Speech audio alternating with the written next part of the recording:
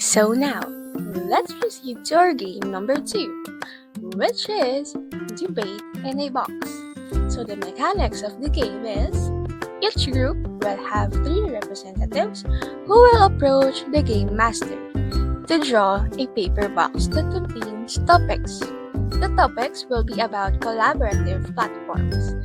Those who choose the same color of box will engage in a debate on which platform is better to use.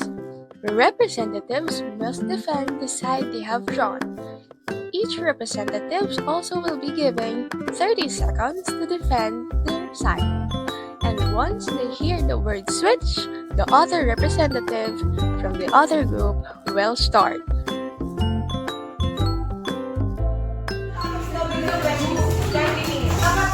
Lahat ng laro. 25 words. Wala ka. Name natin yung representative.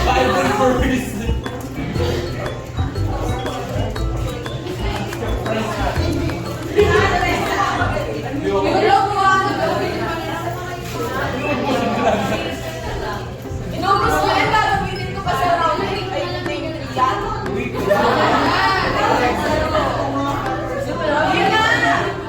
Ayun!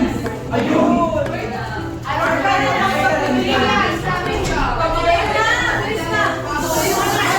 Lahat na ng group na kayo?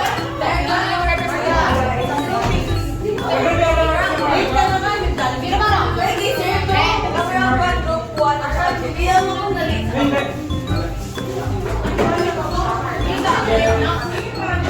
1.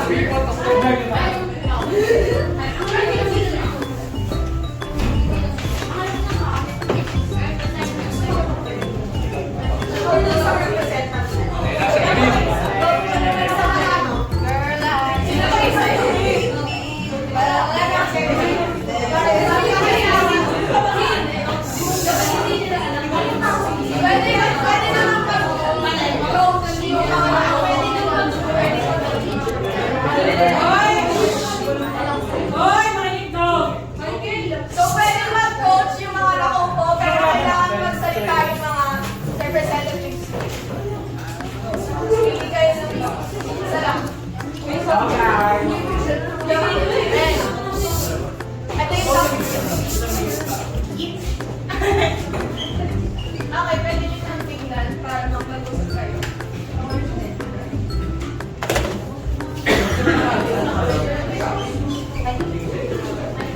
So, 3 minutes yun.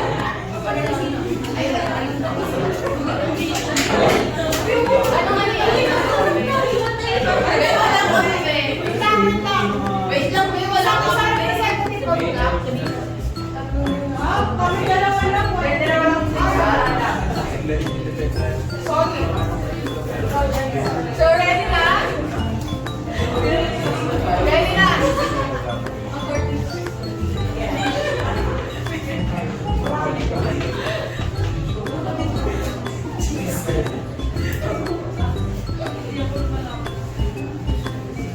Ready na kayo? Group 1.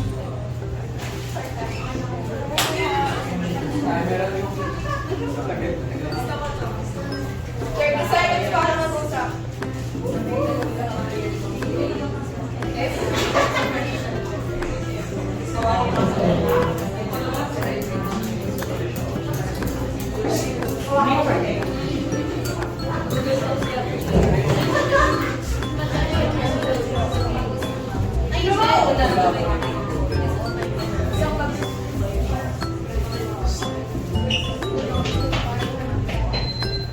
Okay, ready? Isang pagsak na kayo.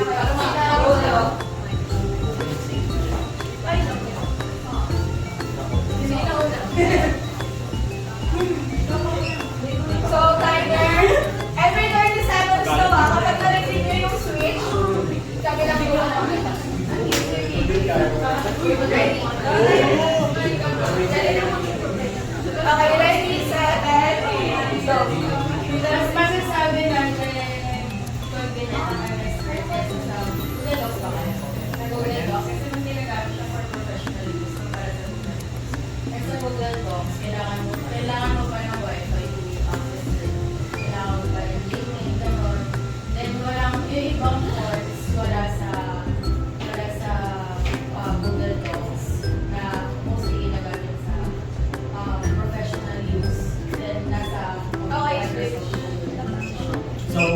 sinabi niya professional, doon na pumapasok yung student, siyempre, student tayo lahat.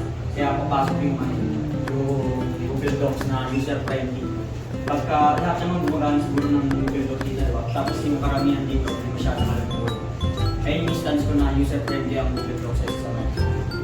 Ang na-mention mo lang is Word. Ito sa mas and yung mga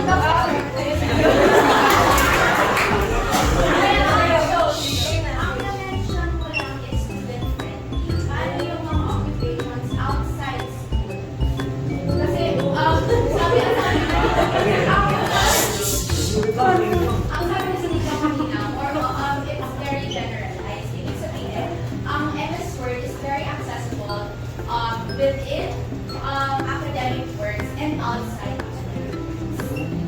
Which, okay, so Google, for me, mas maganda yung Google Docs kasi nga,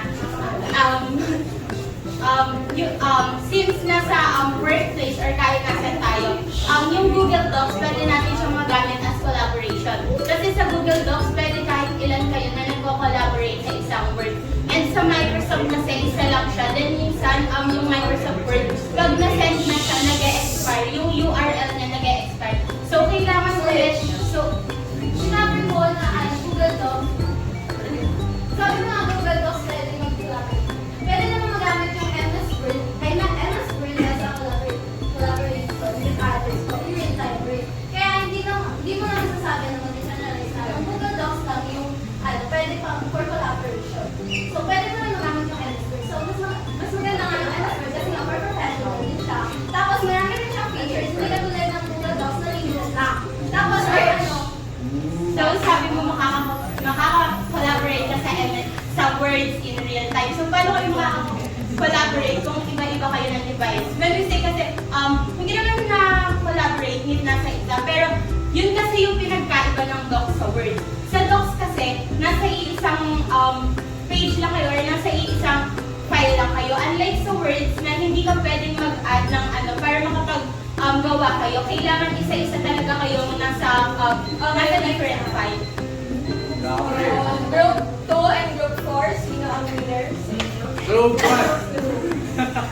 So, mag-clap na lang kayo for Group 1.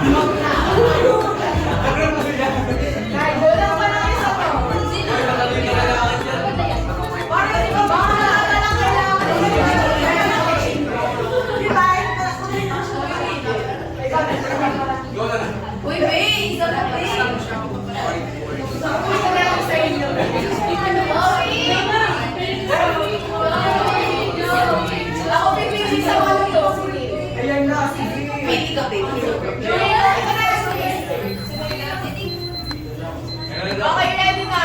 Wait lang, wait! Ang pangad naman na nasunod natin. Tawag mo kasi tayo.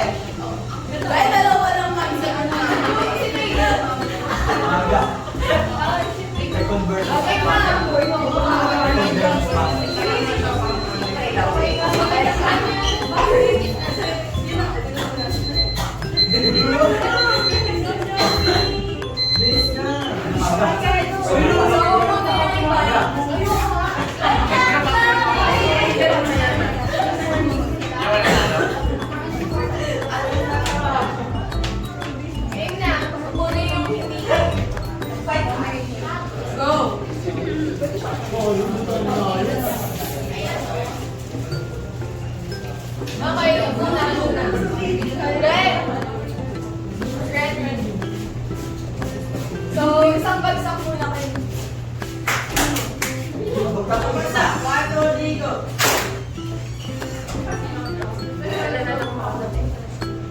Okay, ready, set, and go! Let's start the timer. Pwede na kasi. Pwede mo Dali yung oras niyo. Start Mas maganda yung Jamboard kasi pag nasa online setting tayo, sa online setting tayo, wala tayong physical whiteboard or blackboard. Pwede tayo gumamit ng, wala na, digital whiteboard para mag-share tayo ng ideas live. And pag grabe ng prof mo, pwede na sumagot ng math equation. Ayun. Tama! So, ito yung Jamboard. Yung sa Padlet din, kasi tulad ng sabi mo, same lang din siya ng functions na sa Jamboard na collaborative note-taking. Kaya hindi natin masasabi, hindi tayo pwede maging bias based on lang sa sinabi mong online class kasi pwede din siya sa Padlet. Dito kasi pwede din siya mag-plan ng event, sa mga ideas, pwede ka mag-put ng QR code at pwede ka mag-post anonymously kung ayaw mo makilala ka ng prof mo or nahihiya kang magsabi. Switch! So, ayun kasi, pagdating sa Jamboard, wala kang siyang limit dito lang ng Padlet. And yung sa pag-usapan natin yung access, kahit hindi mo na kailangan mag-sign in. So, mas madali lang talaga siya. Pero sa Padlet. Ano pa? Pencil note. Mas maganda Jamboard kasi student credit.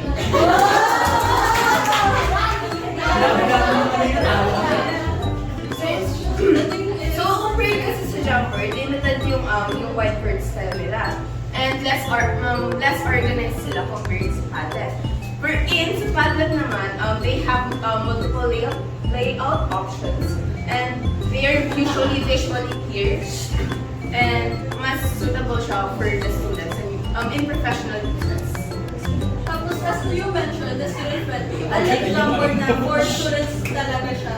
Sa Padlet kasi, So, ayun, may nakakalaman dito ng mga ng Padlet. Moy wala, di ba? So, mas kilala siya ng mga student, mas gawin na nila yung Jamboard kaya sa Padlet. Pero, Sinabi mo rin na mas maraming features Padlet kaysa sa Jamboard. Pero ang siguro na definition nito ay digital whiteboard siya. So how can you say na mas maganda siya whiteboard kaysa sa Padlet? Kung ngayon ang gawin, definition mo. The thing is, mawala na kasi yung Jamboard by December 31, 2020.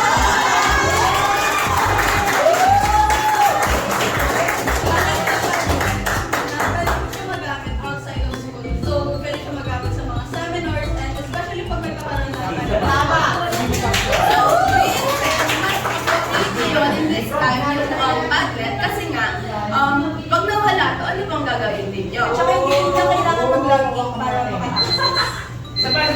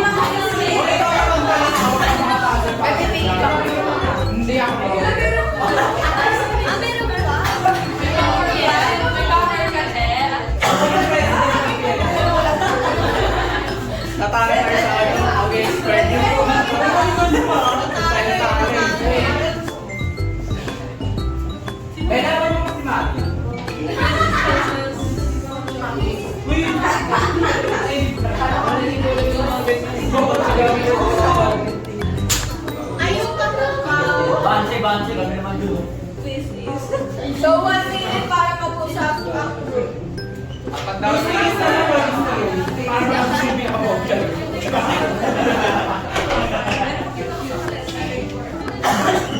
Dahil Jay-Z, choose to lose.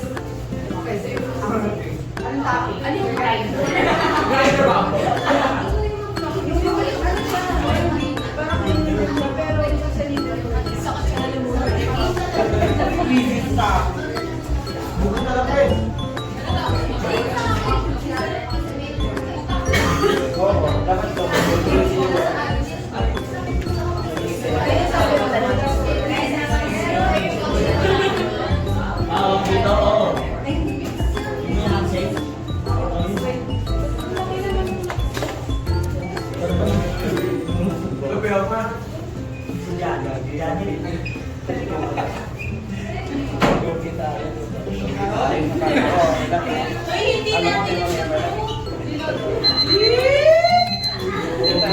So, lahat ng representative,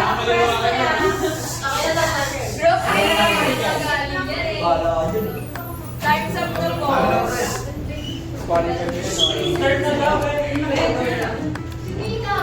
Bilis na!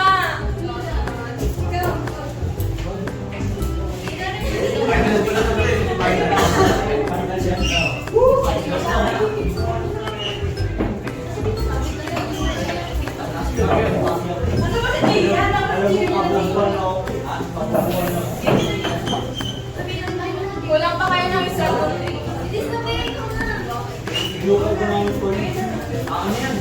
Parehas lang naman ito ang ginagamit para pag nagpapawisan ko.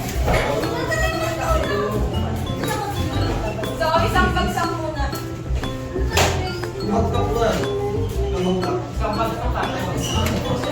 Alexis. Kahit sino naman. O yun natin yun.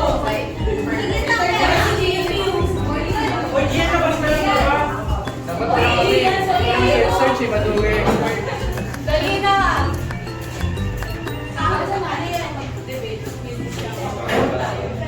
Ano kayo na inyo? Thesis na lang. Kaya marga ako. Pagka nalo ka, tama. So, ready? Ready na kayo? Okay. Timer starts now. So yung kahot kasi more on game-based learning siya. So more on fun Game-based. Instead of actually focusing on the topic, instead of actually recall ang matutuwa ng student, more on focus sila with gathering points instead of learning the actual topic. and compared sa quizzes, yung quizzes kasi more on active learning siya. So mas natututunan or mas relevant siya for students. And also, yung kahot kasi mas Paano ko masasabi na hindi na nakaroon ng outcome-based learning sa kapon? Eh kung ang contents lang ng kapon is regarding sa subject ng school. Parehas lang din sa quizzes. Kasi kung tutuusin natin, meron din leaderboard ang quizzes at meron din leaderboard ang kapon. So there's really nothing different when it comes to outcome-based learning. Kasi kahit pa paano, magkakaroon kayo ng Mas customizable yung sa quizzes kaya sa code kasi nakalagay dito na yung sa quizzes pwede ka yung time range na pwede ka magsagot is 5 seconds to 5 minutes. Sa kahot kasi hanggang 4 minutes lang ka pwede magsagot.